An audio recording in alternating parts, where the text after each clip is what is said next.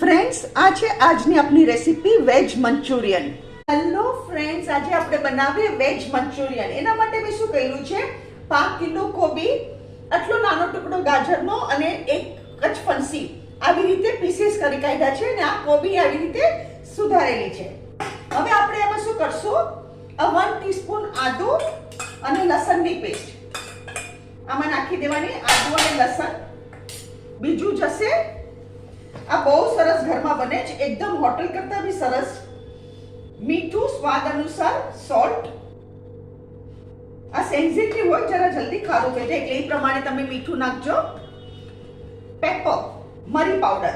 આપણા મરી પાવડર તમે 5 ટીસ્પૂન થી બી ઓછા નાખજો. હવે આપણે આને બધું મિક્સ કરી દઈએ. એકવાર આપણે આને મિક્સ કરી દઈએ. આમાં મેં કોબી લીધી છે, એક સિંગલ ફણસી અને નાનકડો ટુકડો ગાજર.